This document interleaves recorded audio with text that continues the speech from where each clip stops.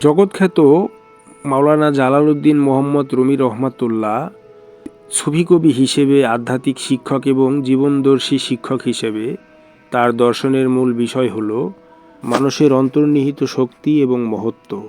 রুমি আমাদের শিখিয়েছেন মানুষকে কখনোই নিজেকে ছোট বা অপ্রয়োজনীয় ভাবার দরকার নেই, বরং তার উচিত নিজের অন্তর্নিহিত শক্তি ও সম্ভাবনাকে চিনে নেওয়া। রুমির ভাষায় মানুষকে নিজেকে ছোট ভাবার চেষ্টার পরিবর্তে নিজের মহত্ত্ব এবং অন্তর্নিহিত শক্তি চিনতে হবে।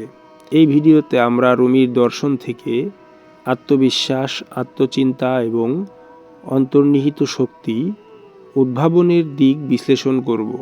নিজেকে ছোট ভাবার বিপরীত দর্শন। রুমি বলেন, মানুষ প্রায়শই সমাজের মানদণ্ড বা অন্যদের দৃষ্টিভঙ্গিতে নিজেকে ছোট ভাবার চেষ্টা করে, তবে এটি আত্মার বিকাশে বাধা সৃষ্টি করে।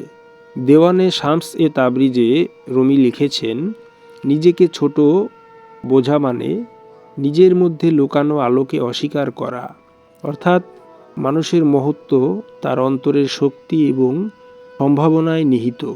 অন্তর্নিহিত শক্তি চিনতে গুরুত্ব দেওয়া। রুমি মানুষকে অন্তর্নিহিত শক্তিকে একটি অমূল্য সম্পদ হিসেবে দেখেছেন। তাই মসনবিতে তিনি বলেন, আপনার অন্তরে রয়েছে অগণিত শক্তি, যা জানার পরই আপনি প্রকৃত স্বাধীনতা অর্জন করতে পারেন। তাই মানুষকে নিজের শক্তি চেনার মাধ্যমে সে জীবনের চ্যালেঞ্জ মোকাবেলা করতে সক্ষম হয়, নিজের সম্ভাবনাকে পূর্ণভাবে প্রকাশ করতে পারে এবং আধ্যাত্মিক ও মানসিক বিকাশ অর্জন করতে পারে।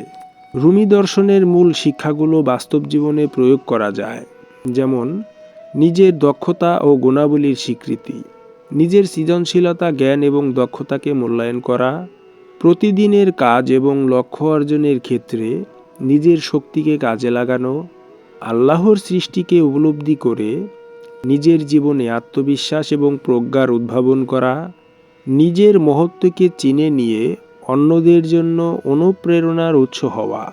রুমির মতে নিজের শক্তি ও সম্ভাবনা জানাই মানুষের প্রকৃত স্বাধীনতা এবং সফলতা তথা মুক্তির চাবিকাঠি। রুমির দর্শন আমাদের শিখিয়ে দিচ্ছে, মানুষকে কখনোই নিজেকে ছোট ভাবার চেষ্টাও করার দরকার নাই, বরং তার উচিত নিজের অন্তর্নিহিত শক্তি এবং মহত্ত্ব জেনে নেওয়া।